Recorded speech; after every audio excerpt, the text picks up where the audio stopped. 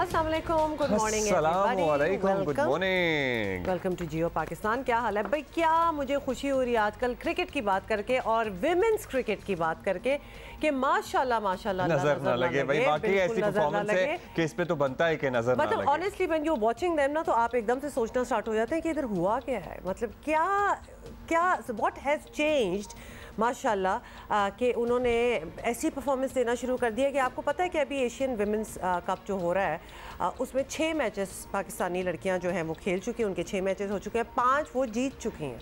Touch wood कर लें आप। और दूसरी बात यह है कि हम इससे पहले ही सेमीफाइनल में पहुंच गए थे, लेकिन कल फिर हमने श्रीलंका को भी शिकस्त दे दी है। भारत और पाकिस्तान एक ही सतह पे हैं। भारत को ऑब्वियसली पाकिस्तान के हाथों शिकस्त हुई है, हमें इससे पहले थाईलैंड के हाथों बस शिकस्त हुई थी और हमने श्रीलंका को भी बआसानी हरा दिया है।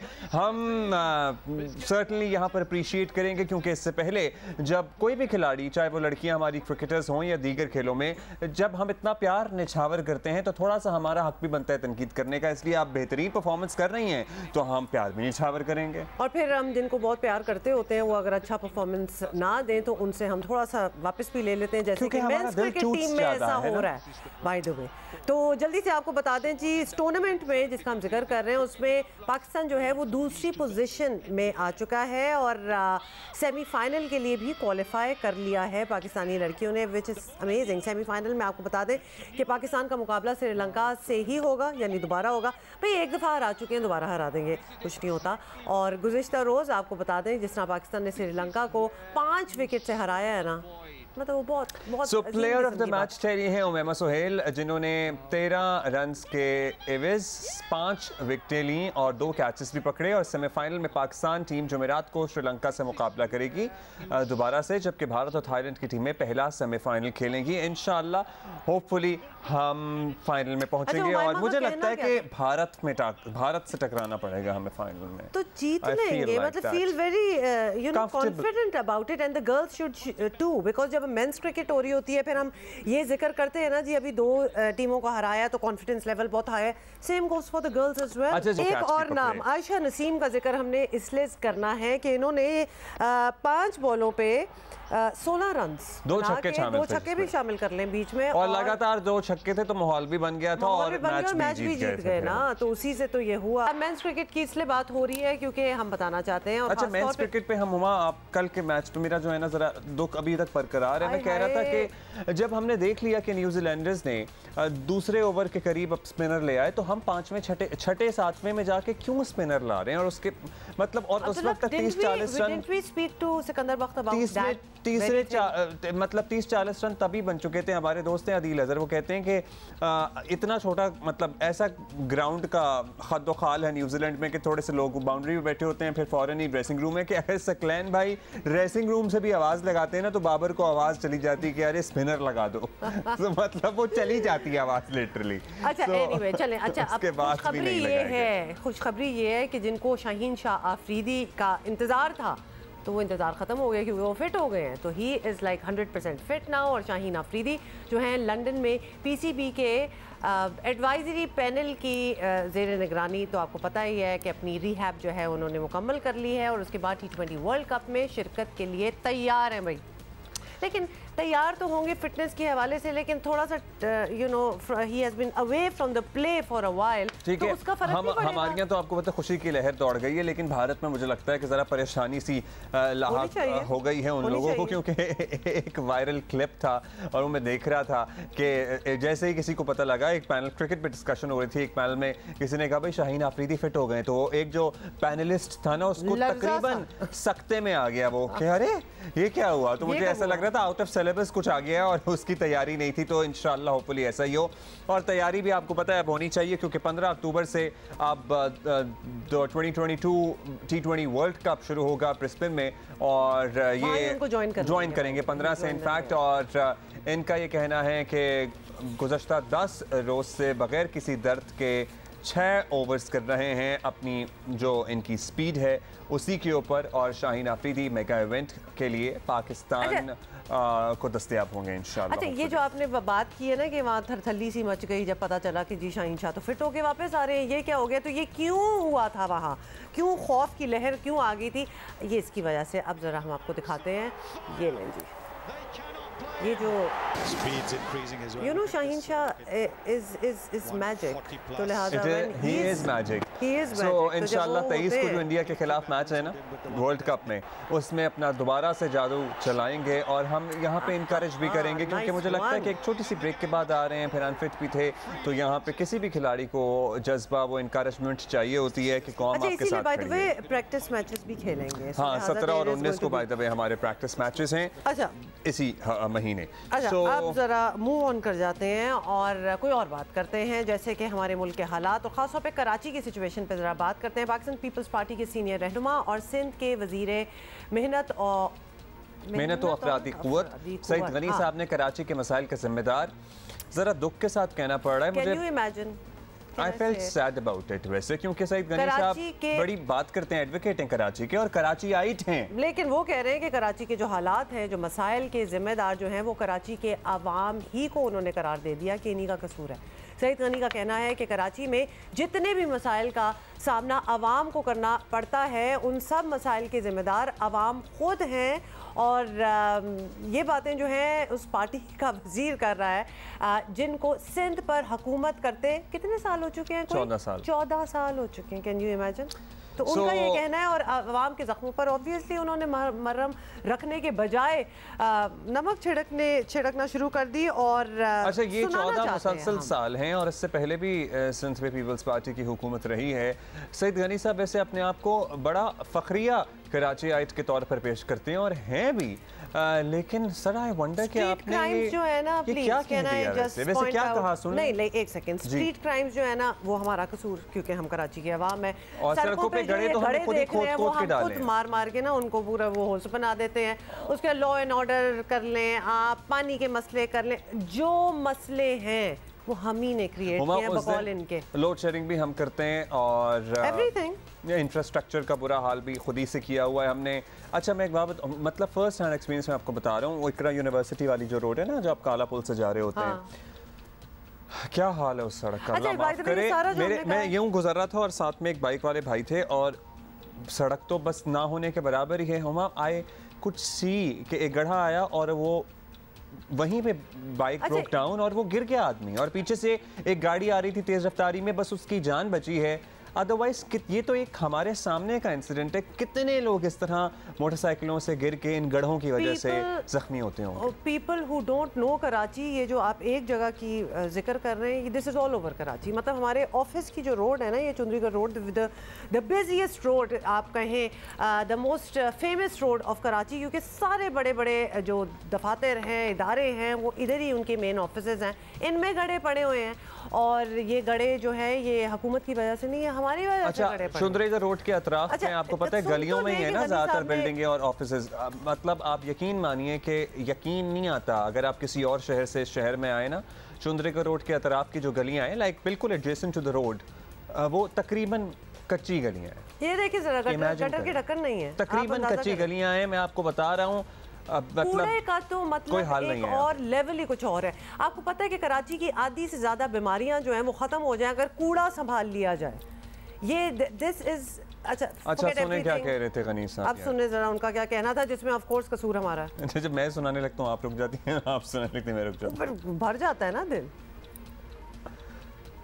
कराची शायद वो वाहिद शहर है जहाँ कराची के लोग खुद कराची के इश्यूज़ को जितने हैं उससे 100 गुना बढ़ाकर जो है वो बताते हैं, पेश करते हैं। मैं ये बात हर जगह कहता हूँ कि शायद कराची, शायद दुनिया का वाहिद शहर होगा शायद, कि जहाँ पर रहने वाले लोग उसकी गटर लाइनों को खुद बंद करते हैं, वहाँ पानी की लाइनों को खुद बर्स्ट करते हैं, यहाँ सड़कों को खुद तोड़ते हैं। दुनिया में शायद कहीं नहीं होता होगा। मुझे बताएं कि कौन ऐसा आदमी होगा जो अपनी गली की गटर लाइनों को बंद करता हो?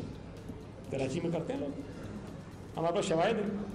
हमारे अक्सर लोग आते हैं स्ट्रीट लाइट नहीं, मैं कह रहा मैं रोज देखता हूँ स्ट्रीट लाइट लगती है, वो बच्चों के पास छर वाली बंदूक नहीं है, वो निशाना लेते हैं उस पर। एक दिन आप लगाया जाए, शाम को निशान लेके तोड़ देते हैं उसको।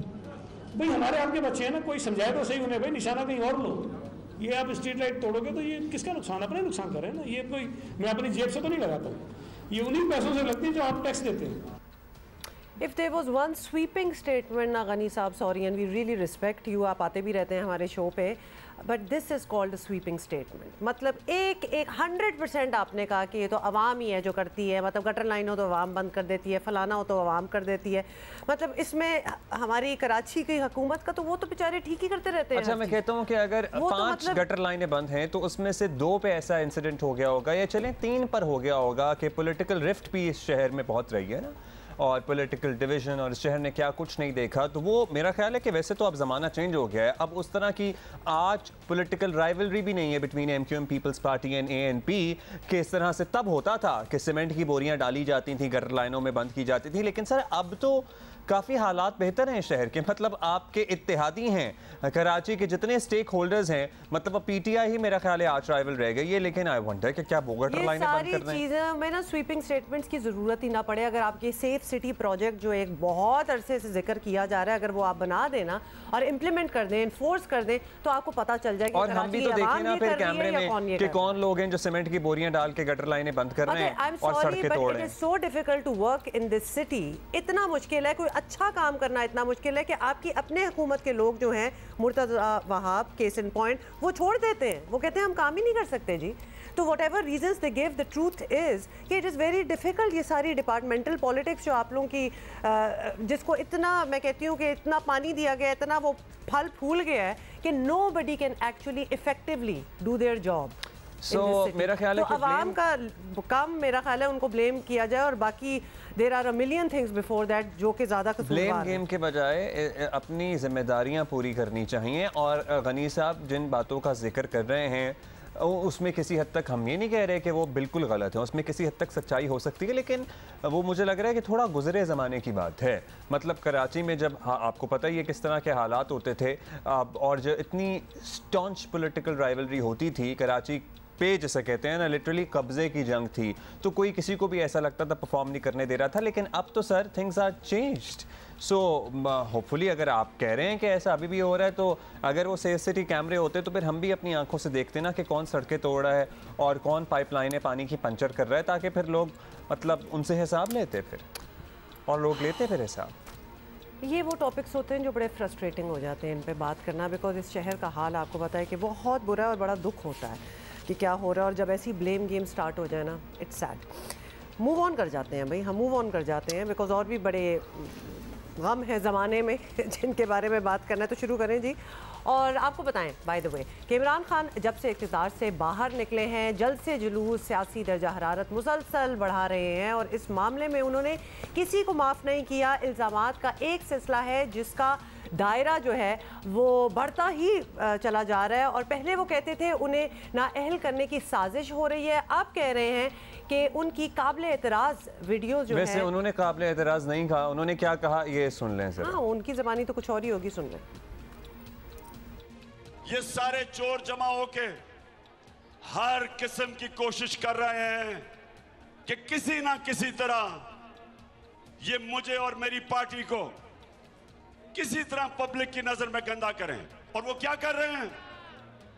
गंदी गंदी वीडियो तैयार कर रहे हैं, गंदी गंदी वीडियो, वो डीप फेक वीडियोस मैं भी आपको दिखाऊंगा। वो घर में बैठ के नई टेक्नोलॉजी के जरिए गंदी वीडियोस और फिर टेप्स दिखा रहे हैं, ऑडियो टेप्स। मैं अदालत में जा रहा हूं कि प्राइम मिनिस्टर ऑफिस और उसके घर की जो सिक्योर लाइन थी, किसने उसकी टेप की और फिर लीक कैसे हुई? आई वंडर कि इमरान खान साहब किस चीज़ की बेस बनाने की कोशिश कर रहे हैं। लेट्स सी कोई ऐसी वीडियो काबिल एतराज़ आती भी है या नहीं आती है। नहीं, but the good thing is, और आवाम को भी इतना शऊर होना चाहिए, और हमारे लीडर्स को फॉरेंसिकली आप चेक करवा सकते हैं। कोई वीडियो हो, कोई ऑडियो हो, तो एटलीस्ट किसी चीज़ पे तो माने ना। और अगर ऐसी कोई वीडियोस का जो जिक्र इन्होंने किया है, हमने तो नहीं किया, कोई है भी तो फोरेंसिक हो जाएगा, पता चल जाएगा। और दूसरी बात ये है कि यू नो फोरेंसिक और नो फोरेंसिक पता लग जाता है, डीप डाउन सबको पता होता है कि कौन सी वीडियो असली है या कौन सी वीडियो जाली है। बिल्कुल पता नहीं होता, ना ऑडियोस का पता होता है ना वीडियोस का पता होता है, और लोग मान जाते हैं जब जो चीज़ देखते हैं। इसलिए forensic is the thing to go. और अगर कोई खौफ है कि ऐसी कोई वीडियोस बन रही हैं तो देन देयर इज फोरेंसिक। चलें, जब अभी तो वैसे कोई आई नहीं है, बोल तो ठीक है, अगर कोई आए तो फिर उसका फोरेंसिक, मैं तो कहता हूँ उसको फोरेंसिक के बाद ही आना चाहिए, वैसे तो आना ही नहीं चाहिए, मतलब इस गन में नहीं पड़ना चाहिए। वो जैसे सर्टिफिकेशन होती है ना कि ये चीज़। इमरान खान ने ऑडियो टेप्स की तह तक पहुंचने के लिए अदालत जाने का ऐलान किया। उनका कहना है कि अदालत जाकर पता चलाएंगे कि कौन सी एजेंसी ये कर रही है। चलें, अगर आप सर्वेलेंस भी करना चाहते हैं प्राइम मिनिस्टर की कॉल्स की, करें, लेकिन उनको लीक करना ये जुर्म है, ये जुर्म है। और इंशाल्लाह अदालत में जाऊंगा और पता चलाऊंगा कि कौन सी एजेंसीज ये कर रही हैं। क्या मैं कोई दुश्मन हूं मुल्क का?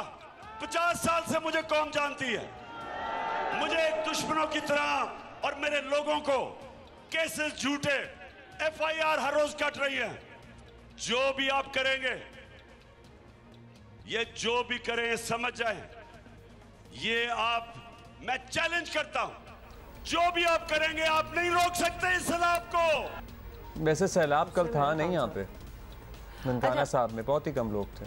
अच्छा जी, इमरान खान तो ऑब्वियसली इंतजार में थे कि हुकूमत उन्हें बदनाम करने के लिए वीडियोस बना रही है, जिनका उन्होंने प्रीएम्प्टिवली खुद ही जिक्र कर दिया, लेकिन वीडियोस के बजाय हुकूमत ने उनके खिलाफ पर्चा तैयार कर लिया और FIA ने ममनुआ फंडिंग पर इमरान खान के खिलाफ मुकदमा दर्ज कर लिया है। ये अब तक का इंतहाई संगीन मुकदमा माना जा रहा है, जिसमें खान साहब की गिरफ्तारी मुमकिन है। मगर आपको ये भी बताएं कि दूसरी तरफ सदर मुमलिकत डॉक्टर आरिफ अलवी का बयान भी बड़ा अहम है, जिसके बारे में उनका कहना है कि उसे दुरुस्त तरीके से पेश नहीं किया गया। लेकिन हैरत अंगेज बात यह है कि सदर आरिफ अलवी वजाहत में भी वही बातें दोहरा रहे हैं। सुन लें एक दफ़ा। अच्छा, वैसे दुरुस्त तरीके से क्या पेश नहीं किया गया? हूबहू विदाउट ए कट जो उन्होंने कहा वो पूरा पैराग्राफ पेश कर दिया गया। इसमें अब सदर साहब को बाद में वजाहत देने की ज़रूरत क्यों पेश आई, ये तो हम सब इतने तो बेवकूफ़ नहीं हैं कि हम ना जानते हों। अच्छा, यही कहा गया है कि उनके सदर साहब ने यही कहा कि उनके शुबहात हैं, ही इज़ कन्विंस्ड कि इसकी तहकीकात होनी चाहिए, ही इज़ नॉट कन्विंस्ड कि इस पर कोई साजिश हुई है। सो उन्हें उस बात पर यकीन नहीं है। यही बात रिपोर्ट भी की गई, हूबहू जो उन्होंने कहा एग्जैक्ट हर्फ पर हर्फ नशर भी किया गया। आई वंडर इस पे फिर क्या वजाहत आ गई, या ज़रूरत क्या पड़ी, या बस करनी थी क्योंकि कहीं से किसी को बुरा लग गया था। Senior journalist, senior analyst Talat Hussain हमारे साथ हैं और उनसे भी यही सवाल कर लेते हैं, क्योंकि हम तो यहाँ बैठे ये स्पेकुलेट कर ही रहे हैं कि हो क्या रहा है इधर। तलत हुसैन साहब, जिस वक्त इमरान खान जलसे में बता रहे थे कि हुकूमत बदनाम करने के लिए उनकी कोई वीडियोज़ बना रही है, तब पता चला कि FIA तो एक पर्चा तैयार कर रही थी। तो ये FIR बज़ाहिर काफ़ी सख्त है, कहा यही जा रहा है। तो क्या इमरान खान की गिरफ्तारी का अब ये रास्ता लिया जाएगा या सिर्फ डराया जा रहा है? इसका क्या मकसद हो सकता है? देखें, बहुत सारे दरवाजे जो है ना अब इमरान खान के ऊपर खोल के रख दिए गए हैं, और ये दरवाजे जो हैं ये बाहर की तरफ नहीं खुलते, यानी उनको निकलने का रास्ता नहीं दे रहे, ये अंदर की तरफ आते हैं। और अगर इमरान खान दरवाज़ों में से गुजर के अंदर आएंगे तो दरवाजे बंद हो जाएंगे। इमरान खान उन दरवाज़ों से अंदर आने के अमल में से गुजर रहे हैं। रोज़ाना वो कोई ना कोई खड़ाक करते हैं, वो कभी हलफ लेते हैं, कभी इदारों के नुमाइंदगान और सरबराहान को बहुत ही सादा और सीधे अल्फाज में तख्ता मश्क बनाते हैं, इल्ज़ामात की भरमार करते हैं। फिर जिन चीज़ों को पहले वो अप्रूव किया करते थे, जिस तरह फ़ोन टैपिंग को, उसको अब वो एक बहुत बड़ी साजिश का हिस्सा करार देते हैं। वो इस तमाम जंग में सदर मुमलिकत को भी झोंक चुके हैं, उनने पंजाब के वसाइल इसके अंदर झोंक दिए हैं। तो इमरान खान उन दरवाज़ों से अगर मुसलसल गुजरते रहे तो ये केसेस जो हैं उनके ऊपर लागू होने शुरू हो जाएंगे। अभी कल मैं एक दोस्त से बात कर रहा था, रिपोर्टर, कल मैंने प्रोग्राम में भी उनको लिया। उन्होंने बताया कि उनकी नज़र में इमरान खान की नाअहली जो है वो ठहर चुकी है। मेरी मालूमात इससे ज़रा कमज़ोर हैं या इससे ज़रा मुख्तलिफ हैं, लेकिन ये मामलात हैं संजीदा। जो केसेस बन रहे हैं, चाहे वो तोशाखाना के हवाले से इलेक्शन कमीशन के अंदर जो प्रोसीडिंग्स हैं उनके ऊपर फ़ैसला हो, चाहे जिन वीडियोज़ का ये जिक्र कर रहे हैं उसकी भी ज़ाहिर एक इम्प्लिकेशन है, या FIA की तहकीकात है फॉरेन फंडिंग के अंदर, ये संजीदा मामलात हैं और इमरान खान को इनको संजीदगी से लेना चाहिए। सो लेट्स सी कि क्या इमरान खान के सियासी मुस्तकबिल के सिलसिले में फैसला आता है, नाअहली होती है नहीं होती है तो पता लग जाएगा। अब अराउंड द कॉर्नर हैं बाई इलेक्शंस भी। उधर अभी सदर साहब का भी आपने तस्करा किया, तलत साहब, सदर साहब कह रहे हैं कि साबिक वज़ीर आज़म ने फ्रस्ट्रेशन में असम्बलियाँ छोड़ दी, जल्दबाजी की है। हामिद खान साहब तो आपको पता ही है ना, पहले ही कह चुके हैं कि ये ठीक नहीं था और अगर वापस आ जाएं तो इसमें कोई हर्ज नहीं होगा। एक से ज़ायद मरतबा मुख्तलिफ अदालतों की जानिब भी तहरीक इंसाफ की पार्लियामान में वापसी की बात हुई है अदालतों की तरफ से। अब क्या लगता है आपको, कौमी असम्बली में वापस जाने वाली है PTI या अभी वेट एंड वॉच है? प्रेशर तो सदर अलवी का नहीं है, वो तो इमरान खान की जो छोटी उंगली है उसके साथ बंधे हुए हैं। वो उनको हिलाते हैं तो वो उठ जाते हैं, उनको बिठाते हैं तो वो बैठ जाते हैं। उनको अपनी कोई और उंगली इस्तेमाल करने की भी ज़रूरत नहीं है, छोटी उंगली का इशारा ही काफ़ी है। हामिद खान साहब जो हैं वो इतने अरसे से इमरान खान से नाराज़ रहे, फिर इमरान खान उनसे नाराज़ थे। इमरान खान बाज़ मीटिंग्स में कहते थे कि मैं इनकी शक्ल नहीं देखना चाहता, फिर नज़रिया ज़रूरत के तहत वो भी साथ आ गए। तो इन दोनों का तो कोई प्रेशर नहीं, पार्टी के अंदर से कोई और आवाज़ भी नहीं है। अदालतें इमरान खान को सहूलत मुहैया करती हैं, कभी कभी उनको रास्ता भी देती हैं, रास्ता दिखाती भी हैं, लेकिन इमरान खान सुनने के नहीं हैं इन तमाम बातों को। और उनका जो अपना मानना है वो ये कि असम्बलियों के अंदर मैं नहीं जाऊँगा, इन असम्बलियों को मैंने गिराना है, सीज करनी है, हंगामा करना है, फसाद बर्पा करना है और उसके बाद मैंने बारगेन करना है टेबल पर बैठ कर। किसके साथ? इस्टेब्लिशमेंट के साथ, हुकूमत के नुमाइंदगान के साथ नहीं, क्योंकि जिसको फवाद चौधरी कह चुके हैं कि वो इररेलेवेंट है। अब बुनियादी बात यह है कि इस्टेब्लिशमेंट ने अगर इमरान खान के साथ बातचीत करनी है तो इमरान खान को ताकत में वापस लाने के लिए तो बातचीत नहीं करेंगे, तो फिर बातचीत किसी और तरीके से करेंगे। तो इमरान खान के ऊपर कोई दबाव नहीं है। उनका ख्याल है कि वो बंद गली में तो हैं, लेकिन ज़ोर की टक्कर मारेंगे तो बंद गली में से एक सुरंग निकलेगी जिसके बाद उनके सामने खुला आसमान है। अच्छा, ये भी बताएं कि खान साहब की अब अगर हालिया तकरीरें आप देखें तो अब तो वो बिल्कुल नो रिजर्वेशंस हो चुके हैं। शर्म झिझक परेशानी वाला मामला तो अब रहा नहीं है, नाम लेकर इल्ज़ाम लगाते हैं, एजेंसियों का भी नाम लेते हैं। तो क्या खान साहब की पुराने दोस्तों से नाराज़गी जो है वो पॉइंट ऑफ नो रिटर्न तक पहुँच गई है आपके ख्याल में? पॉइंट ऑफ नो रिटर्न पे भी पहुंच चुकी है और पॉइंट ऑफ हेडलॉन्ग जंप पर भी पहुंच चुकी है। इमरान खान साहब ने हेडलॉन्ग जंप कर दी है, ओवर दी एज। अब ये मामला जो है पलटने के नहीं हैं। इमरान खान साहब के तमाम इल्ज़ामात ताकत में आने के बाद वो लगा रहे हैं। जब ताकत में थे तो यही एजेंसियाँ पाकिस्तान की बेहतरीन एजेंसियाँ थीं, यही फ़ोन टैपिंग जो थी ये लेजिटमेट थी। प्राइम मिनिस्टर हाउस में लोगों को हब्से बेजा में रखना ये भी काबिल कबूल था। और बाजवा साहब जो है पाकिस्तान की तारीख़ के बेहतरीन जर्नैल और बहुत अच्छे न्यूट्रल जमहूरियत को मानने वाले थे। इमरान खान साहब को बस ताकत नहीं है तो अब उन्होंने गंगा उल्टी बहानी शुरू की है। So yes, point of no return आ चुका और अब उन्होंने सर के बल छलांग लगा दी।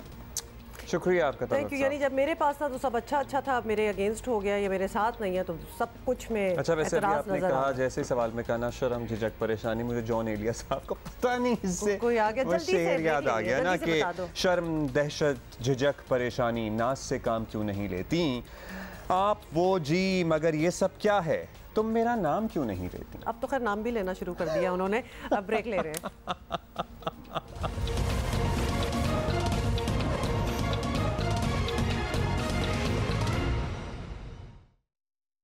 वेलकम बैक जी। अच्छा जी, क्रिकेट पे बात कर रहे हैं क्योंकि बहुत सारी क्रिकेट हो भी रही है और बहुत सारी क्रिकेट का हम इंतजार भी कर रहे हैं। न्यूजीलैंड में जारी 3 मुल्क की सीरीज आपको पता चल रही है और कैसे हम भूल सकते हैं, क्योंकि कल जो पाकिस्तान के साथ हुई है ना, हमारे एज यूजुअल आजकल जो हम देख रहे हैं पाकिस्तानी ओपनर्स जो हैं वो बड़ी जल्दी से आउट भी हो गए। कल वाले मैच की बात कर रहे हैं तो मिडिल ऑर्डर का जो है वो भट्टा ही बैठ गया।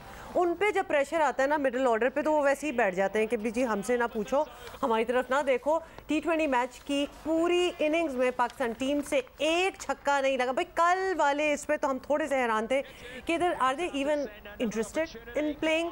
और कीवीज ने 131 रन का हदफ बासानी हासिल करके, और वो भी कितने 15 ओवर्स में कर लिया था। You remember that? हाँ जी बिल्कुल, 16वें ओवर में कर लिया था। और 3 मुल्क की सीरीज के दौरान पाकिस्तान ने अपने पहले 2 मैचेस जीते थे, तो शायकीन का सर्टनली हौसला बढ़ा है। तो कहता हूँ वैसे ठीक है, कल का मैच भी अगर जीत जाते ना तो हमने अपने जहन में पक्का अपना वर्ल्ड कप बिठा लेना था। ठीक है, शुक्र है वैसे, क्योंकि हम बड़ी मतलब हमें भी थोड़ा रियलिटी चेक मतलब मिलना चाहिए ना। अदरवाइज अगर अगर 3, 4, 5 मैच हम लगातार जीत जाए ना तो हम दुनिया नहीं, हम कायनात की बेहतरीन टीम अपने आप में बना लेते हैं। वो तो खैर हमारी समझ है ना, लेकिन एक बात तो तय है कि बाबर और रिजवान टॉप ऑर्डर अगर ना चला सके ना तो नीचे इनिंग्स संभालने वाला कोई नहीं रहता। At least that is how it seems. अच्छा, रेहान उल हक स्पोर्ट्स एनालिस्ट हमारे साथ हैं, उनसे ज़रा बात करते हैं।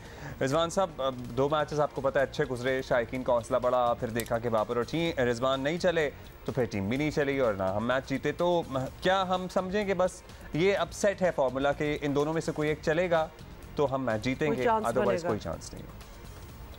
देखिए, बाबर और रिजवान बहुत रिलायबल बैटर्स हैं और ऑब्वियसली पिछले 2.5 साल में जैसी उनकी फॉर्म रही है, सबसे ज़्यादा स्कोर वो करते हैं, बॉल सबसे ज़्यादा वो लेते हैं। तो अगर आपका टॉप ऑर्डर जो है, जो आपके ऊपर से 1, 2 या 3 प्लेयर हैं, वो कोई 70 से 80 गेंदें खेल जाएं आउट ऑफ 120, तो बाकी लोगों के पास इतना टाइम ही नहीं बचता कि वो इतना इम्पैक्ट कर सकें। अब इसमें प्रॉब्लम ये आती है कि जब ओवर वाले 2 आउट हो जाएंगे जल्दी, तो उस केस के अंदर पाकिस्तान के पास क्या आंसर है? अभी तक हमने देखा रिसेंटली कि इंग्लैंड सीरीज़ में ऐसे काफ़ी मैचेस आए जिसके अंदर जो मिडल ऑर्डर उसको अपॉर्चुनिटी मिली लेकिन वो डिलीवर नहीं कर सका। लेकिन एट द सेम टाइम जो अभी शादाब को नंबर 4 पे प्रमोट किया गया है और उसकी ये दूसरी इनिंग्स थी, जो उसकी पहली इनिंग्स थी एट नंबर 4, उसमें वो बहुत ही एक आउटस्टैंडिंग इनिंग्स खेली। एशिया कप में आपने देखा कि जब नवाज को प्रमोट किया गया अगेंस्ट इंडिया तो he became man of the match. फिर शादाब को अफगानिस्तान के अगेंस्ट नंबर 5 पे भेजा गया, he became man of the match. तो शादाब और नवाज को अगर मिडिल ऑर्डर में यूज़ किया जाए तो वो जो ऊपर वाला मसला है कि अगर ऊपर से 2 आउट हो रहे हैं तब आप क्या करेंगे, तो उस केस के अंदर शादाब और नवाज की यूटिलाइजेशन बहुत इंपॉर्टेंट हो जाती है। अब अगर आप ये कहते हैं कि सिर्फ बाबर और रिजवान जो है वही आपको मैच जिताएंगे और कोई तरीका नहीं और ऐसा ही होता रहा है पिछले 2.5 साल में, तो इसकी ये हकीकत नहीं है। ऑस्ट्रेलिया में टूर्नामेंट है तो इतना जो पाकिस्तान का मिडल ऑर्डर का स्पिन के अगेंस्ट कंसर्न है, मुझे लगता है कि वहाँ पर इतना मेजर इशू नहीं होगा और ऑस्ट्रेलिया के अंदर पाकिस्तान की जो परफॉर्मेंसेज है मिडल ऑर्डर की वो बेहतर रहेंगी बनस्पत के एशिया में। आई नो कि अभी लोग बहुत बात करेंगे जी बाउंस पे ट्रबल होते हैं और बाउंड्री पे कैच हो रहे हैं, लेकिन ऑस्ट्रेलिया में एक कंसिस्टेंट बाउंस आता है which is easier to play, whereas in Asia कोई बॉल रुक के आती है, कोई बॉल तेज़ आती है, जिसकी वजह से पाकिस्तानी बैटर स्ट्रगल करते हैं यहाँ पर। चलें, लेट्स होप कि ऐसा ही तो हो। आपने बिल्कुल वहाँ की कंडीशंस का भी बता दिया हमें रेहान, लेकिन ये बताएं अब वर्ल्ड कप ऑब्वियसली सर पे आ चुके हैं और ये वक्त रहा नहीं है आपके हम कोई नया मिडिल ऑर्डर जो है उसको तैयार करें। मैनेजमेंट ने ये भी बता दिया है कि बाबर या रिजवान को नीचे लाने का तो मतलब ये बिल्कुल सोचेंगे भी नहीं, ये बड़ा ज़बरदस्त ओपनिंग कॉम्बिनेशन है, इसी तरह रहेगा। तो फिर मिडिल में बैटिंग ऑर्डर में क्या तब्दीली हो सकती है, मतलब क्या चेंज लाया जा सकता है कि कोई पॉजिटिव उसका इफेक्ट हो? देखिए, मिडिल ऑर्डर का जो हल है वो निकालना कोई इतना मुश्किल काम नहीं है। उसकी वजह यह है कि पाकिस्तान के पास एक ऐसा प्लेयर मौजूद है जिसकी नंबर 4 के ऊपर बैटिंग एवरेज है वो 29 के करीब है और जो करियर का स्ट्राइक रेट है वो 160 के करीब है। उसका नाम है शादाब खान। उसको फाइनली नंबर 4 पे खिलाना शुरू किया न्यूजीलैंड के अंदर, जो कि बड़ी खुशाइन बात है। एक अच्छी इनिंग्स हुई है, एक उसकी नहीं अच्छी इनिंग्स हुई। तो फ्लेक्सिबल बैटिंग ऑर्डर जो है वो तरीका है इसको हल करने का। पाकिस्तान जितने भी मेजर टूर्नामेंट्स आज तक जीता है, जो वर्ल्ड कप जीता है, उसमें तो पाकिस्तान ने एग्जैक्टली यही फार्मूला इस्तेमाल किया, तो ये कोई नई बात नहीं है। तो सिमिलरली आप शादाब खान को उस रोल के अंदर यूज़ कर सकते हैं, लेकिन अगर आपको ये लगता है कि वहाँ पर लेफ्टी की जरूरत है तो आप नवाज को भी प्रमोट कर सकते हैं। तो उस तरह क्या होगा कि वो दोनों अगर ऊपर खेलेंगे तो आपकी बैटिंग लाइनअप स्ट्रेंथन और लंबी होती जाएगी। इसमें दूसरी चीज़ ये है कि समझने वाली बात ये है कि ग्लेन मैक्सवेल एक प्लेयर है ऑस्ट्रेलिया के जो उनकी सबसे इन्फ्लुएंशियल प्लेयर है। मैक्सवेल की पिछले 20 इनिंग्स के अंदर 16 से कम की एवरेज है, 115 से कम का स्ट्राइक रेट है, लेकिन उसको ड्रॉप नहीं करेंगे क्योंकि उनका वो मैच विनर है। सिमिलरली पाकिस्तान के जो पावर हिटर हैं, अगर आसिफ अली की बात करें, अगर उनका ये रोल है तो उनको भी बैकिंग की ज़रूरत है और वो आपको एक आधा मैच वर्ल्ड कप के अंदर इंपॉर्टेंट जिता देंगे और इस तरह के प्लेयर को इसलिए बैक करना चाहिए और उनको कोशिश करनी चाहिए उनकी बारी तब आए जब फास्ट बॉलर्स बॉलिंग कर रहे हैं, और उसका हल ये है कि शादाब और नवाज को वहाँ पर बारी दी जाए जहाँ पर स्पिनर्स बॉलिंग कर रहे हैं। सही, इंटरेस्टिंग रेहान, बहुत शुक्रिया। आपने कहा कि जी शादाब को नंबर 4 पर खिलाएं, अगर फिर अदरवाइज नवाज को भी भेज सकते हैं और आसिफ अली को भी बैकिंग की ज़रूरत है। तो चलें जी, हमारी तो सपोर्ट बैकिंग हमारी टीम के साथ ही रहती है और बस मैं ये कह रहा था कि हमारी टीम लगातार 5-6 मैचेस जीत जाए ना तो हम ज़रा हाई हॉर्स पे सवार हो जाते हैं, तो हमें भी ज़रा काम डाउन होने की ज़रूरत है, ईजी हो जाना चाहिए हमें। ओके, ब्रेक ले रहे हैं।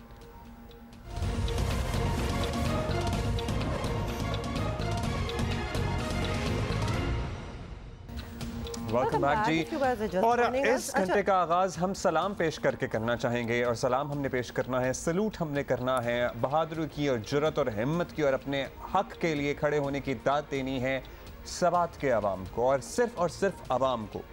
आपको पता है जब अवाम निकलते हैं किसी कॉज के लिए तो सियासी लीडरान या मकामी लीडरान तो फिर उसके साथ लगी जाते हैं, लेकिन सवात के अवाम ने यह ठान ली है कि उन्होंने इस मर्तबा अपनी सरजमीन पर दहशतगर्दी को पनपने नहीं देना। उन्होंने इस मर्तबा ये फैसला कर लिया और लिटरली कल सवात ने फैसला सुनाया है। सवात की सियासी तारीख में कभी भी किसी सियासी जमात के लिए इतने लोग नहीं निकले जितने इस बात के लिए निकले हैं कि अब बेअमनी बर्दाश्त नहीं कर। अच्छा, इसका एक लो डाउन भी है जो कि हम आपको ज़रूर देना चाहते हैं और आपको बताएं कि वादिया सवात का अमन व अमान एक बार फिर बिगड़ता जा रहा है और इसीलिए ये सारी हमने बात की है। भत्ताखोरी से शुरू होने वाले सिलसिले ने तशद्दुद की शक्ल इख्तियार कर ली है। वफाकी काबीना ने भी इजलास में वादी की सूरत हाल पर तशवीश का इजहार किया है और सवात में स्कूल वैन पर नामालूम दहशतगर्दों की फायरिंग से ड्राइवर जाँ बहक और 2 तलबा ज़ख्मी हो गए। और इसी मकाम पर आपको याद दिलाएं कि 10 साल पहले किए गए हमले में मलाला यूसुफजई भी ज़ख्मी हुई थी। ये वही जगह है। और सवात में बेअमनी के ख़िलाफ़ मिंगोरा में हज़ारों अफराद ने सूबाई हुकूमत के ख़िलाफ़ जो है वो मुजाहरा किया, जिसकी हम कुछ वीडियोज़ जो हैं आपको दिखा रहे हैं। और फिर धरना भी किया। फिर वहाँ वो बैठ गए कि जब तक ये हालात ठीक नहीं किए जाएंगे हम यहाँ से हिलने। और ये पहला वाक़या नहीं है। इससे पहले दहशतगर्दों ने मुतालबात मनवाने के लिए सिक्योरिटी एहलकारों को अगवा किया। 13 सितंबर को अमन लश्कर के सरकर्दा रहनुमा इदरीस खान समेत इनके 5 साथियों को धमाका के मवाद से निशाना बनाया गया। सवात से मुंतखब MNA मुराद सईद सिर्फ वीडियो पैगामात के जरिए मजम्मतें कर रहे हैं। हालांकि सवात समेत पूरे सूबे में तहरीक इंसाफ की हुकूमत है। वज़ीर आला खैबर पख्तूनख्वा महमूद खान के मुशीर बैरिस्टर सैफ तो वजाहत दे रहे हैं, लेकिन सर्टनली वो काबिल इत्मीनान नहीं है। और वज़ीर आला कहाँ नजर आए हैं सारी सूरत हाल में। इसीलिए आपको बता दें कि बेअमनी की जिम्मेदारी जो है ना वो PTI पर आयद होती है और सवात के रिहायशियों ने बड़ा बुरा वक्त देखा है और बड़े मसाइब झेले हैं और अमन के लिए बड़ी कुर्बानियाँ भी दी हैं। और ऐसे में सूबाई और वफाकी हुकूमत की जिम्मेदारी है कि वो आवाम के खदशात को दूर करें ताकि वो दोबारा उधर ना जाएं जहां वो थे। इसमें लग ऐसा रहा है कि सवात के अवाम ने तालिबान और उनके सिंपैथाइजर्स दोनों को रिजेक्ट कर दिया है। ऐसा ही है। सो सिंपैथाइजर्स की भी अब कोई जगह नहीं बचेगी सवात में और इन अमन पसंद लोगों के बीच, और उनकी भी सर्टनली कोई जगह नहीं बचेगी। अच्छा जी, हमारे कॉरेस्पॉन्डेंट महबूब अली सवात से हमें ज्वाइन कर रहे हैं। महबूब अली, सवात में ये सिलसिला शुरू तो खैर कुछ देर से हुआ था, लेकिन अब जिस कड़ी पे पहुँचे हैं वो स्कूल वैन पर फायरिंग के वाक़े पर अहले सवात को बड़ी तशवीश है। अमन व अमान के ख़तरे में ऑब्वियसली उनको नज़र आ रहा है कि ये चीज़ें इस तरह ठीक नहीं होने वाली।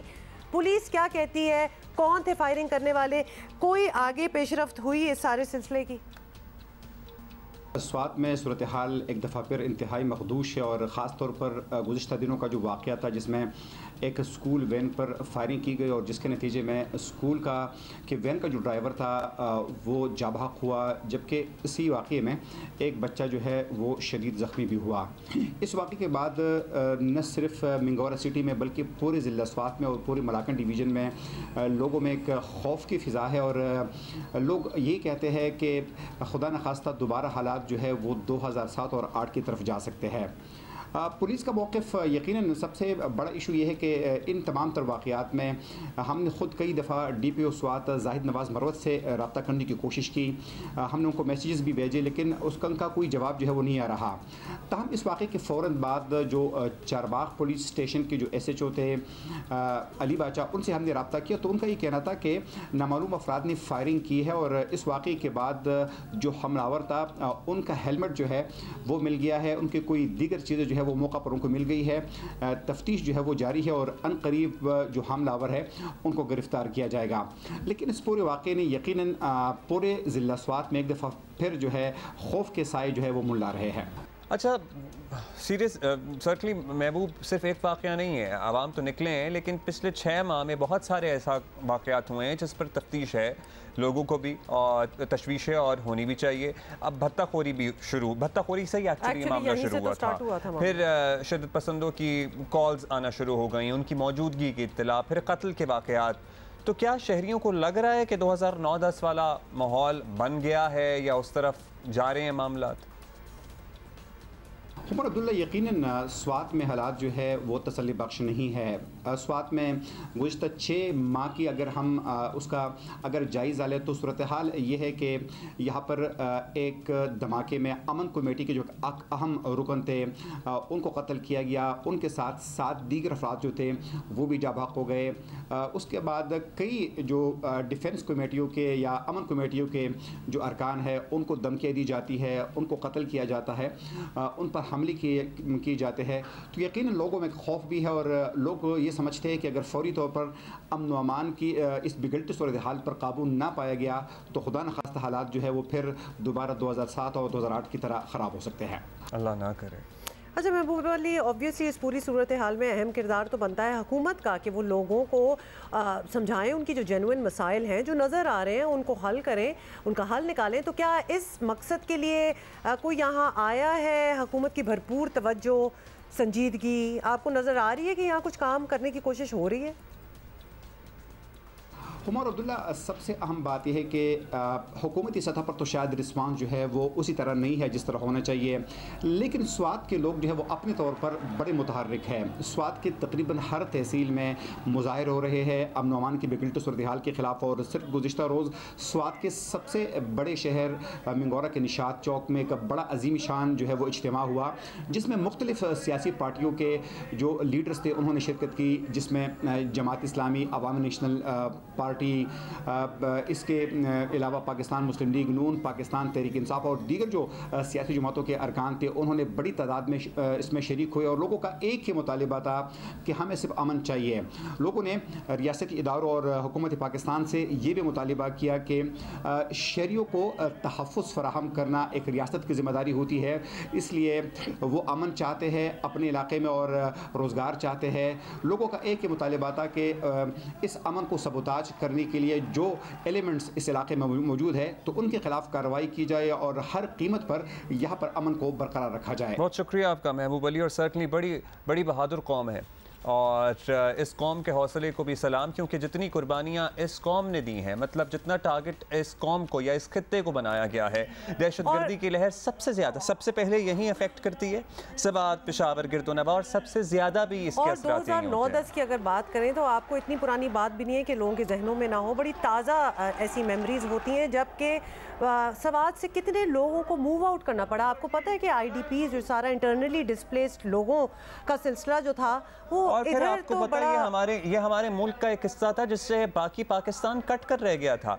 मतलब अब हम याद कर रहे हैं तो हमें याद आ रहा है वो ज़माना भी। अब हम मुंह उठा के गर्मियों की छुट्टियों में सवात, मंगोरा, मालम जब्बा, कालाम चले जाते हैं, लेकिन खुदा न खास्ता अगर इस इफरीत ने दोबारा सर उठा लिया तो वो टूरिज्म, उससे जुड़े रोजगार, हम ये कह सकते वो इंडस्ट्री, हैं कि इसको सर उठाना ही कहते हैं। अब तो मुझे लग रहा है कि अवाम ने सर उठा लिया। बिल्कुल, अभी खत्म कर दें, क्योंकि अब तो अवाम भी बर्दाश्त नहीं करेगी। आपको पता है कि कल एक दिन में 1600 स्कूल्स जो थे सवात के वो बंद थे, सिर्फ इस वजह से क्योंकि ये एक इंसिडेंट हुआ है और इसमें ज़ीरो टॉलरेंस का जो है ना मौक़िफ़ ये लिया है सवात की। और सवात के लोगों ने ये सफ़ेद अमन के परचम उठाकर बता दिया है दुनिया को और पाकिस्तान में हुकूमतों को, इदारों को, सिक्योरिटी फोर्सेस को, सबको कि अब अवाम इसके खिलाफ सफ़े अव्वल में लिटरली खड़े हुए हैं। सो अब इसका कला कमा करना लाज़मी है। ये जो चांट, ये जो स्लोगन जो आप सुन रहे हैं ना, ये लोगों की जो पुकार है, सुनिए वो ये कह रहे हैं आपके रोंगटे खड़े कर देगी, नामंजूर, हमारा कोई कुरेदे नहीं। और याद रहे आपको कि सूबाई हुकूमत गुज़श्ता 9 साल से पाकिस्तान तहरीक इंसाफ की है और मुझे लग रहा है कि इस मरतबा तालिबान को तो रिजेक्ट किया ही है सवात के अवाम ने, उनके हमदर्दों को भी शायद मुँह की खानी पड़ेगी। अच्छा, we have to move on, क्योंकि जब इतनी हार्ड कोई ख़बर होना और बड़ी इंपॉर्टेंट ख़बर भी हो तो साथ हमने अपनी छोटी छोटी जो सक्सेसेस हैं उनके बारे में भी जिक्र करना होता है। और उम्मीदों के ऐन मुताबिक जी क्या हुआ है कि पाकिस्तान स्ट्रीट फुटबॉल टीम जो है उन्होंने पहले ही मैच में शानदार परफॉर्मेंस दी है और सूडान को चारों शाने जो हैं वो चित कर दिया है। कल हमने इनसे बात की थी, बड़ी कॉन्फिडेंट बात की थी, they were hopeful, they were so confident, they were so ready and prepared. Captain से हमारी बात हुई थी, वन ऑफ द प्लेयर्स, उनसे बात हुई थी, उन्होंने कहा कोई मसला ही नहीं, हम आपको करके दिखा देंगे। और लो जी, आज पहली जीत सामने आ भी गई। And the experience these boys are getting, you know, उसी शहर में मौजूद होना जहां चंद हफ्तों की दूरी पर है दुनिया का सबसे बड़ा sports event FIFA world cup, और कतर के शहर दोहा में हो रहा है। आपको हमने कल भी बताया था, स्ट्रीट फुटबॉल वर्ल्ड कप, और पाकिस्तान से पहले भी अपना नाम बना चुका है। पाकिस्तान की बड़ी ज़बरदस्त कारकर्दगी रही है, और इस मरतबा जो हमारी टीम गई है उसके लड़के भी बड़े ही पुरुम्मीद हैं, और सूडान को हमने 3-0 से शिकस्त दी है। और तुफैल शनवारी को याद करेंगे जिन्होंने हैट्रिक की है, बाय द वे हैट्रिक की है, मैन ऑफ द मैच भी, प्लेयर ऑफ द मैच भी करार पाए हैं। और जनाब एक और मैच भी हुआ बाय द वे, हमारा दूसरा मैच ड्रॉ हो गया है, और आज हम अपना तीसरा मैच खेलेंगे मेज़बान कतर के खिलाफ, और चौथे street child football world cup का फाइनल होगा 15 अक्टूबर को। और टीम के कप्तान मोहम्मद जुनेद और गोल कीपर्स वगैरह सारे बड़े पुरअज़्म हैं कि इस मरतबा तो में भी ट्रॉफी हमारे पास है। हमने कल उनसे भी वादा कर दिया था, और आप लोगों से भी हमें पता था they are going to win, because इतनी मतलब they had so much confidence के मज़ा आ रहा था बात करके। तो लो जी, साथ हमने कहा कि उनकी जीत का जिक्र तो बनता ही है। और इस मरतबा जो है ना, ये मतलब दे वर वेरी होपफुल, और उन्होंने हमें भी, इनफैक्ट हम क्या उन्हें तसल्ली देते, उन्होंने हमें तसल्ली दी थी कि आप लोग जरा इजी हो जाए, हम इंशाल्लाह जबरदस्त परफॉर्म करेंगे। हमारे यंग प्लेयर्स जो हैं, स्पोर्ट्स पर्सन ये हमारे पास आते हैं, और क्या उम्रें होती हैं इनकी, 18, 19, 20 साल के, इनसे भी कम कभी कभार, इतनी पॉजिटिव वाइब होती है कि हमें उनके लिए डर लग रहा होता है। And they are very cool, and they know, उनको अपनी कैपेबिलिटी इतनी अच्छी तरह पता होती है कि वो हमें कहते हैं कि आप फिक्र ना करें, हम आपको जीत के दिखा देंगे। And this is what the street football team has done. अच्छा, और मतलब आप सोचिए, कतर की टीम से हम मुकाबला करने जा रहे हैं, तो कतर में मतलब उनके वसाइल, उनके वसाइल और फिर उनका कंपैरिजन तो हमारे सिस्टम से हो ही नहीं सकता। अच्छा, अच्छी खबर हो गई। अब हर खबर अच्छी होने का कोई दरवाज़ा नहीं था, क्योंकि आगे जो हम आपको बताने लगे हैं ना, तो हम आपको पहले तो यही कहेंगे कि जी अवाम जो है वो कमर कस लें, क्योंकि सर्दियों में एक बार फिर गैस गायब होने वाली है। तदबीरें कर लें, वैसे अभी से इंतजाम करना शुरू कर दें। आपको वैसे मैंने कुछ सोचा है, हम शेयर भी करेंगे कि क्या करना है। हाँ, एक दो हमारे पास आइडियाज हैं। बिजली जितनी महंगी हो गई है, इलेक्ट्रिक गीजर वीजर भी अफोर्ड नहीं हो सकता, तो मैंने सोचा है कि गीजर के साथ भी कोई छोटा सिलेंडर विलेंडर बांध दिया जाए। इस मतलब सिलेंडर में क्या मतलब फूंके मारनी है, मतलब फिर भी मतलब बिजली से तो शायद कम ही खर्चा होगा ना उस पर। मगर आप सोचिए कि अब हम वाकईतन, हमें लगता था ना पिछली मरतबा कि चलें किसी टाइम आ जाएगी, ये मसला हल हो जाएगा 15 दिन में, 1 महीने में, नहीं, इस मरतबा अपना इंतजाम कर लें। अच्छा, अब तो खैर बता दिया हमने, तो गैस जो है वो तो गायब होने वाली है, और जो भी मिलेगी वो भी तरस तरस कर ही मिलेगी। और ये बात हम नहीं कह रहे, बाय द वे, ये खुद वजीर आजम शहबाज शरीफ तस्लीम कर रहे हैं कि गैस का इंतजाम नहीं हो सका। भाई he has his hands up, he said नहीं हो सका तो नहीं हो सका, क्या हो सकता है? इतनी महंगी हो गई, हम खरीद ही नहीं सकते। खैर वजह ये है कि आपको हमने बता ही दिया, नाकाबिले खरीद हो गई है। वजीर आजम ने क्या कहा, सुने जरा। 24 अरब डॉलर की हमने अखराजात किए हैं अपने जो एनर्जी की नीड्स को इंपोर्ट करने के लिए, चाहे वो गैस है। अब गैस तो हमारी जो बसात से बाहर है, इतनी महंगी हो चुकी गैस कि उसको हम बहुत कोशिश कर रहे हैं, लेकिन अभी तक गैस का इंतज़ाम ना हो सका। थर में यहाँ पर इतना बड़ा ज़ख़ीरा दिया है कोयले का, उसको इस्तेमाल न करना ये एक इज्तिमाई बहुत बड़ी गलती है। अगर ये रेल का मंसूबा यहाँ पर लग गया तो फिर इंशाअल्लाह पाकिस्तान के चारों कोनों में ये पहुँचेगा, ये कोयला। लो जी, फिर आपने ये सुन लिया, और बॉटम लाइन ये है कि जी हुकूमत बदल गई, लेकिन मसाइल जूं के तू हैं, मसाइल बिल्कुल उधर ही हैं। और पिछली सर्दियों में याद होगा आपको, जब तहरीक इंसाफ की हुकूमत थी तो तब भी यही बातें सुनने को मिलती थी, और नून लीग पीपल्स पार्टी जो है इस इशू पर PTI को खूब ताने देते थे कि मतलब इनकी तो कोई प्लानिंग ही नहीं है, और प्रीएम्प्टिवली इनको देखना चाहिए था क्या होने वाला है। तो आप देख लेते आके, तो आपने देखा और ये देखा कि हम नहीं कर सकते, तो ये नहीं हो सकता, बात तो वहीं आ गई ना। फिर वज़ीर मुमलिकत बराए पेट्रोलियम मुसद्दिक मलिक गैस की किल्लत पर क्या वजूहत बयान करते हैं, वो भी सुनिए। वजूहत कुछ भी हों, मुझे और आपको तो सफ़र ही करना है साहब।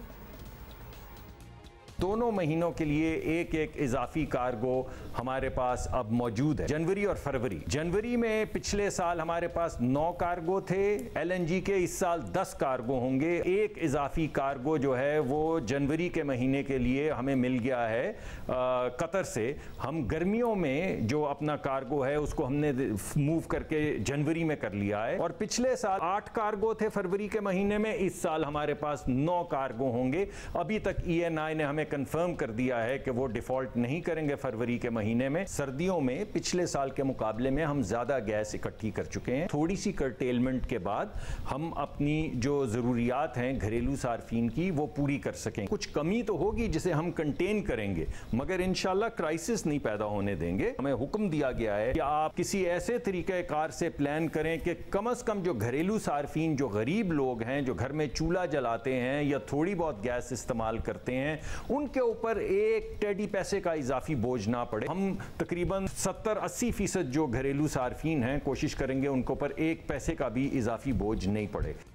सद्दिक मलिक साहब ने भी हम्माद हज़र की याद ताज़ा करती हूँ, वो भी माजी में यही बातें किया करते थे। बहरहाल आवाम ने पिछले साल गैस की बदतरीन लोड शेडिंग का सामना किया। मतलब लिटरली पता है, मुझे लगता है कि शायद बिजली की लोड शेडिंग से बदतर है गैस की लोड शेडिंग, क्योंकि जब आपने बच्चों को स्कूल भेजना हो, खुद कहीं काम पे जाना हो, घर वालों को खाना हो पीना, और चाय, कुछ ना हो रोटी, सके, मतलब कुछ नहीं हो सकता। वो तो बिल्कुल ये जीरो पे आप आ जाते हैं।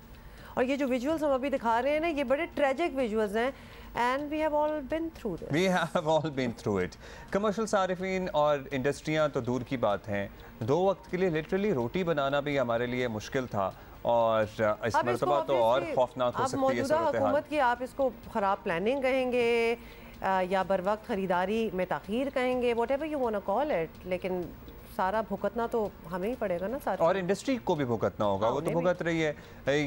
ये मलबा तो कम से कम पिछली हुकूमत पर नहीं डाला जा सकता, और इस पे तो जवाबदेही होगी शहबाज शरीफ साहब आपकी और आपकी जहाज़ी साइज़ काबीना की। मतलब यूरोप जो है वो सारी गैस ले गया, पता है ना आपको कि एक्चुअली इसके पीछे क्या हो रहा है, तो लिहाजा हम तो रह गए। अल्लाह मियाँ गैस ही देते यार, तो हमारे मुल्क में भी कहीं निकाल दें। ब्रेक भी लेते हैं, दुआ करें। मतलब दुआ करें। वो हमारे डिप्लीट हो रहे हैं ना सारे रिसोर्सेज, तो हमें एक नए कुएं की दुआ करें, और उसके लिए हम आपको एक ब्रेक दे रहे हैं, इसमें दुआएं करें सारे।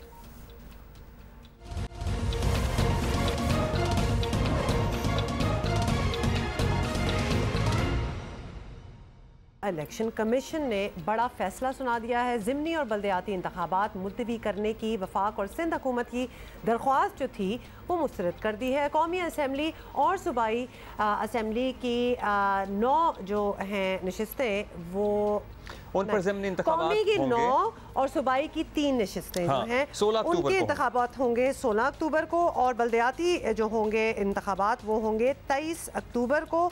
कराची डिवीजन के तमाम अजला में बल्दियाती इंतखाबात 23 अक्टूबर को ही होंगे। सिंध हुकूमत ने एक मरतबा फिर दरख्वास्त की थी, इलेक्शन कमीशन ने वो दरख्वास्त मुस्तरद कर दी है। इससे पहले आपको पता ही है इलेक्शन के सिलसिले में वज़ीर आला सिंध का क्या मौक़िफ़ था, हम आपको पहले भी पहुँचा चुके हैं। इसी पर बात करते हैं। सीनियर सूबाई वज़ीर नासिर हुसैन शाह साहब हमारे साथ मौजूद हैं। नासिर शाह साहब, 23 अक्टूबर को अब बिलाखिर बल्दियाती इंतखाबात होने जा रहे हैं, अभी भी इसको कहीं कंटेस्ट करने का आपका इरादा है या आप बस तैयारी करेंगे और तैयार हैं इनके लिए? बिस्मिल्लाहिर्रहमानिर्रहीम, अल्लाहुम्मा सल्ली अला मुहम्मद व आले मुहम्मद। जी बिल्कुल तैयार हैं, और जो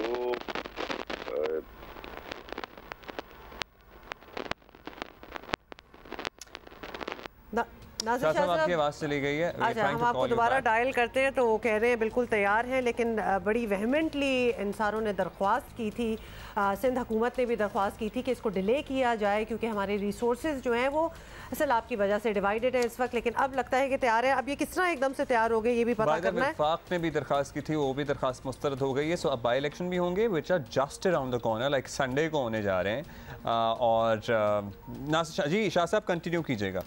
जी डिस्कनेक्ट हो गई थी लाइन। मैं ये कह रहा था कि जो इंतखाबात को आगे कराने का, डिले कराने का जो लेटर था, वो इस वजह से नहीं था कि कोई इलेक्शन से भी फरार चाहते थे, नहीं तो जो ज़िमनी इंतखाबात हैं उनके लिए भी लिखते। सिंध हुकूमत ने उनके लिए तो नहीं लिखा, क्योंकि वो 2 इलेक्शन थे और उनको यहाँ पे बेहतर तरीके से सिक्योरिटी और हर तरह से देखा जा सकता था। ये मरहलावार इस वजह से हुए थे बल्दियाती इंतखाबात, और पूरे पाकिस्तान में मरहलावार ही होते हैं, क्योंकि बहुत ज़्यादा नशिस्तें होती हैं हर जगह पे, हर गली मोहल्ले में, वार्ड में ये इलेक्शन मुनक्किद कराने होते हैं। पहले 4 डिवीज़न के इलेक्शंस यहाँ पे हुए, उसके बाद 2 डिवीज़न के रखे गए थे, लेकिन एक डिवीज़न में हैदराबाद में क्योंकि बहुत ज़्यादा सैलाबी सूरत हाल थी बारिशों की वजह से, तो खुद इलेक्शन कमीशन ने उनको आगे किया। कराची में फिर उन्होंने कहा कि यहाँ करा दें, और क्योंकि जब 4 डिवीजन में थे तो यहाँ से भी फोर्सेस दीगर जो अमला था उनकी वहाँ पे ड्यूटीज लगाई गई थी। इस दफा भी यही था कि जब यहाँ होंगे तो वहाँ से फोर्सेस भी आएंगे। मैं सिंध पुलिस की बात कर रहा हूँ मैं, कि वो और दीगर जो होता है टीचिंग का अमला है, दीगर लोग हैं जिनकी ड्यूटीज लगती हैं यहाँ पे, वो इस वक्त वहाँ पे बहुत ज्यादा जो इश्यूज हैं वहाँ पे लोग मौजूद हैं, बल्कि यहाँ से भी कुछ लोग जो हैं उनको भी वहाँ पे असाइन किया गया है ताकि वहाँ की सपोर्ट की जा सके। मिसाल के तौर पर बहुत पुलिस के जो जवान हैं वो वहाँ पे नेशनल हाईवे, मेहरान हाईवे और इंडस हाईवे पे हैं ताकि उनको स्मूथली लोग जो ट्रैफिक है, क्योंकि वहाँ पे काफ़ी डैमेजेस हैं रोड पे, तो उनकी ड्यूटीज वहाँ पे लगाई गई हैं, या मुख्तलिफ कैंप्स हैं या जहाँ पे लोग बेचारे मुसीबत। जी, प्राइमरीली तो पुलिस के सिलसिले में ही दरखास्त थी कि पुलिस की नफरी हमारे पास मौजूद नहीं होगी। अब लेकिन शाह साहब अब हम करेंगे क्या, क्योंकि अब तो ऑर्डर्स आ गए हैं और करना भी है, और आप बता भी चुके हैं कि ये रीजनिंग थी कि हम ये रिक्वेस्ट कर रहे थे कि इसको डिले किया जाए। मैनेज किस तरह करेंगे? जी, उसके लिए एक और ये कोशिश जरूर की जा सकती है कि इन्हीं इलेक्शन को यहाँ भी मरहलावार कराया जा सके, क्योंकि देखें अब इलेक्शन कमीशन ने कह दिया, हमें उनके लिए बहुत एहतराम है, लेकिन वहाँ पे सिक्योरिटी प्रोवाइड करना, हर किस तरह के इंतजामात करना, जाहिर है फिर वो सारा सिंध गवर्नमेंट के जिम्मे लगाती है इलेक्शन कमीशन। इलेक्शन कमीशन के पास अपना तो कोई इस तरह का सिस्टम नहीं है कि वो हर जगह पे प्रिजाइडिंग, पोलिंग स्टाफ और सिक्योरिटी का अमला, दीगर चीज़ें उनके पास नहीं। वो जाहिर है सूबाई हुकूमतें ही उनकी सपोर्ट करती हैं, वफाकी हुकूमत की तरफ से सिक्योरिटी प्रोवाइड की जाती है। तो अब हम यही कहेंगे कि इधर भी मरहलावार कराए जाए, कुछ डिस्ट्रिक्ट्स में हो नहीं तो कुछ डिस्ट्रिक्ट में 4-5 दिन के बाद करा दें।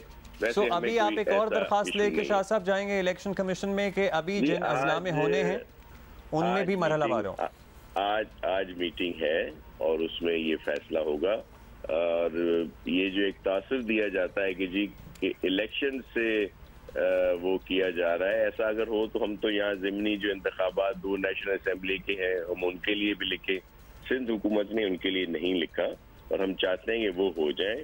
और ज़िमनी पे तो कोई आपको एतराज नहीं है, वो 4 दिन बाद हो जाएंगे, लेकिन बल्दियाती में अभी भी आप एक और दरखास्त करेंगे जिसमें आप चाहते हैं कि जिन अजला में, वैसे सब में तो नहीं होने से, जिनका चंद ही है जिनमें होने उसमें भी, तो कराची को आप चाहते हैं कि बाद में हो? जी 8 है, तो कराची को आप चाहते हैं कि बाद में हो? नहीं, वो कराची के ही इजला है सर। सिर्फ जो इलेक्शन है कराची डिवीजन के ही है। ठीक है, कराची डिवीजन में तमाम अजला में जो इंतखाबात होते हैं इसमें भी अब आप चाहते हैं मरहलावार हो, क्योंकि इससे पहले तो आपको पता है ना कि हैदराबाद में भी होने थे और बदीन में भी होने थे। जी हाँ, वो हैदराबाद डिवीजन के जो डिस्ट्रिक्ट थे वहाँ भी होने थे और बदीन में भी होने थे। में है कि दादू है, जामशोरो है, बदीन है, टंडोला यार है, टंडो मोहम्मद खान है, और जो हैदराबाद के वैसे दही इलाके हैं वहाँ पे पानी है अभी भी, और इसलिए वहाँ पे इंफ्रास्ट्रक्चर को भी नुकसान पहुंचा है। जहाँ पे ये पोलिंग्स होती हैं, स्कूल है, डिस्पेंसरी है या जो दीगर इमारतें होती हैं, तो इस वजह से इलेक्शन कमीशन ने खुद उनको आगे किया है। यहाँ पे आज मीटिंग होगी क्योंकि चीफ सेक्रेटरी साहब वहीं थे इस्लामाबाद, वो रात देर से पहुंचे हैं, तो सीएम साहब ने आज मीटिंग जो है वो बुलाई है और उसमें ये फैसला होगा कि इनको मुकम्मल उसमें किया जाए, हम कर सकते हैं, या इलेक्शन कमीशन को रिक्वेस्ट की जाए कि 7 इजला में 4 में अभी करा लें और 3 में कुछ 1 हफ्ते के बाद करा लें, या 3 में अभी, मतलब वो अभी फैसला इंतजामिया की है, क्योंकि सीएम साहब ने ये कहा है चीफ सेक्रेटरी और आईजी को कि वो एक कोशिश आप और करेंगे तो हम ये एटलीस्ट कह सकते हैं कि अगर आप 4 या 3 की दरखास्त करते हैं तो कराची डिवीजन के 4 अजला में तो एटलीस्ट 23 को इलेक्शन हो जाएगा या 3 में हो जाएगा। बिल्कुल जी, बिल्कुल। या मतलब इस डेट पे मतलब ये डिसाइड होना है कि कितनों में 23 को होना है, लेकिन 23 को कराची डिवीजन में बल्दियाती इंतखाब का चाहे वो पूरा मरहला भी हो सकता है लेकिन होगा जरूर, ये बात है? जी बिल्कुल, ये ऐसा ही लिखा जाएगा। आज मीटिंग है और उसमें ये फैसला होगा। यानी आप बेसिकली डिवाइड तकसीम करना चाहते हैं, कुछ अभी हो जाए कुछ बाद में हो जाए। एक आपका कमेंट ज़रूर लेना चाहेंगे। पिछले घंटे में हम सईद गनी साहब की एक स्टेटमेंट है उस पर हम ज़रा गौर भी कर रहे थे और फिक्र भी कर रहे थे कि उन्होंने ये कैसे कह दिया, और हम चाहते हैं कि आप अगर कुछ इस बारे में कहना चाहें। गनी साहब का कहना है कि कराची के लोग मसाइल को 100% बढ़ा चढ़ा कर बयान करते हैं और जो कराची वालों के मसाइल हैं वो उन्हीं के बनाए गए हैं। इस पे आपका क्या कमेंट है, क्योंकि उन्होंने तो बड़े साफ अल्फाज में अपना जो सोच है वो उन्होंने बयान किया। गनी साहब खुद भी कराची वाले, लेकिन दीगर कराची वालों को हम समेत बड़ा दुख हुआ ये सुन के कि जैसे ये 100% जो है बढ़ा चढ़ा के बात बताई जाती है, उसमें कोई हकीकत नहीं है। देखें, सईद गनी साहब इंतहाई मेरे लिए मोहतरम भी हैं और बहुत काम भी करते हैं, कराची वालों का बड़ा दर्द भी रखते हैं।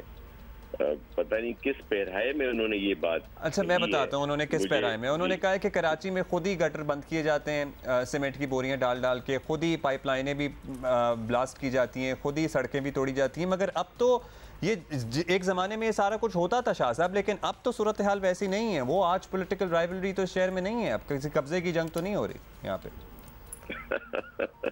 देखें, ये अब भी आपकी मीडिया पे, सोशल मीडिया पे ये इस तरह की बातें आती हैं कि जहाँ भी इस तरह की सिचुएशन हो, पानी खड़ा हो जाता है, ड्रेनेज का, सीवरेज का, दीगर चीज़ों का, तो वहाँ पे जब सफाई की जाती है तो वहाँ से ये चीज़ें निकलती हैं।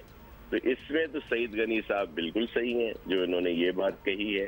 बाकी वैसे जो यहाँ के हालात हैं या बारिशों और दीगर वजूहात की वजह से यहाँ पे सड़कें जो खस्ता हालत में हैं, उनके लिए एक अच्छी बात आपको पहले भी मेरे ख्याल मीडिया पे जियो पे आ चुकी है कि कराची की 500 के करीब छोटी बड़ी सड़कों पर काम शुरू हो चुका है और हमारी पूरी कोशिश है कि 31 दिसंबर तक बहुत सारी सड़कों को बेहतर कर दिया जाए। मैं ये तो नहीं कहता कि पूरे कराची में सब सड़कें ठीक हो जाएंगी, लेकिन 500 के करीब छोटी बड़ी सड़कें जो है 31 दिसंबर तक उनको बेहतर कर दिया जाएगा। सड़कें पहले भी बहुत सारी बनी थी, लेकिन वो लिटरली बरादा साबित हुई लकड़ी का। जिस मटेरियल से बनती है वो ड्यूरेबिलिटी उनमें बिल्कुल नहीं होती। मतलब ये तो हम जरूर कह सकते हैं शाह साहब, क्योंकि बनती हैं और हफ्तों में खत्म भी हो जाती हैं, तो सालों लगा के तो चीज बनती है। उसके बाद आज ही हम जहांगीर रोड के गड़े दिखा रहे थे जी। अच्छा, जहांगीर रोड पे एक प्रोग्राम आप जरूर करें, उसको जरूर चेक करें कि वो किसने बनाया था। जो इस वक्त जो खस्ता हाली का शिकार है जहांगीर रोड, वो हमने नहीं बनाया। सर आप बताएं ना। मैं बता रहा हूँ आपको, मैं इसलिए कि आप अगर खुद चेक करेंगे कि वहाँ किसकी वो स्कीम थी, PWD की तरफ से बनाया गया था, फिर वहाँ पे बहुत ज्यादा खस्ता हाली का सामना किया गया। अब वहाँ पे उसको हम बना रहे हैं।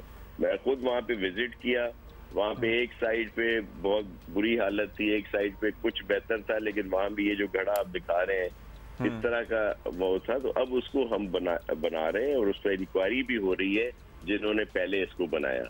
और सर बहुत सारी सड़कों की इंक्वायरी होने वाली है। जी बिल्कुल है, हुई है, उस पर लोगों को सजाएं भी मिली हैं, लोग ब्लैक लिस्ट हुए हैं, अफसरों पर अभी तक केसेस चल रहे हैं, उनको दोबारा पोस्टिंग्स नहीं मिली और ये आपके सामने पूरी एक तफसील भी देंगे। लेकिन ये हकीकत है कि कई जगहों पे ये इश्यूज आए थे, लेकिन उसकी वजह ये देखें, अभी ये जो रोड बनाए जा रहे हैं इस वक्त वहाँ पे जो गाड़ियाँ हैं वो चल नहीं सकती। हमारे शहरियों को, मेरे बहन भाइयों को, बुजुर्गों, बच्चों को तकलीफ होती है। तो हमारा अभी इस वक्त जो मकसद है कि उसको बेहतर किया जाए, मोटरेबल किया जाए, ताकि वहाँ पे लोगों की आमदोरफ्त आसानी हो। अब उसमें जब जल्दी से काम कराएंगे तो वो एक प्रॉपर स्कीम होती है जिसमें ड्रेनेज, सीवरेज का पूरा ख्याल रखा जाता है, फिर प्रॉपर किया जाता है। तो इस तरह तो पूरा कराची एकदम पूरा ही वो हो जाएगा और सबको परेशानी होगी। तो वो स्कीमें हमारी वो भी हैं जो जिन पर काम हो रहा है। लेकिन एक तो अभी फौरी तौर पर आप दिखाते हैं अपनी मीडिया पे कि हर जगह पे टूट फूट का शिकार है, कहीं पानी खड़ा है, बॉटम लाइन ये है कि आप अभी पैच वर्क समझ लें हो रहा है और फिर डिटेल काम ये वादा जो है हमने, और भी हमारे पास एक बड़ी लिस्ट है आपके वादों की, तो उसमें हम ऐड करें और फिर हम आपसे जरूर बात करेंगे। मैंने वायदा पूरा नहीं किया तो मेरे दोस्तों ने, अवेज शाह साहब ने और शर्जील ने पूरा किया है। कुछ बसें आपको नजर आ रही हैं। चले, आपको पता तो चल गया हम किसकी बात कर रहे हैं। बहुत बहुत शुक्रिया आज आप दोबारा आपको फिर सड़कों पे हम आपसे दोबारा फिर बात करेंगे शाह साहब। बहुत शुक्रिया। ओके जी, 31 दिसंबर तक बड़ी 500 एटलीस्ट जी रोडें जो हैं वो ठीक होने वाली हैं, तो ये भी हम नजर रखेंगे और आप भी हमें बताते रहे। ब्रेक ले रहे हैं।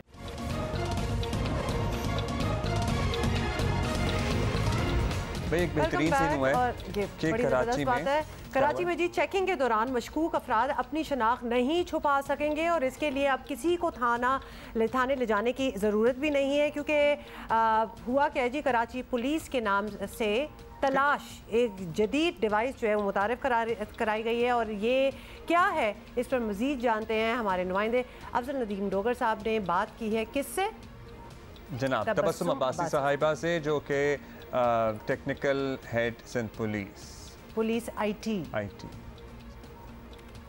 सिंध पुलिस एक नई डिवाइस लॉन्च करने जा रही है जिसका नाम तलाश है, और मैडम तबस्सुम अब्बासी जो कि आईटी की डायरेक्टर हैं सिंध पुलिस की, वो इस तलाश डिवाइस के बारे में हमें ब्रीफिंग देगी कि ये बुनियादी तौर पर क्या डिवाइस है और किस तरीके से ये एक ज़बरदस्त ऐप होने जा रही है। ये हमारी एक चलती फिरती तफ्तीश के तौर पे आप समझे कि ये डिवाइस एक हमने लॉन्च की है, जो कि हमारे अपने पिकेटिंग स्टाफ और हमारे अपने स्टाफ के लिए ये एक तरह से उनकी पुलिस स्टेशन और जितना भी रिकॉर्ड है वो उनकी हैंडी रिकॉर्ड है, जो कि कहीं पर भी किसी भी वक्त वो उसको चेक कर सकते हैं।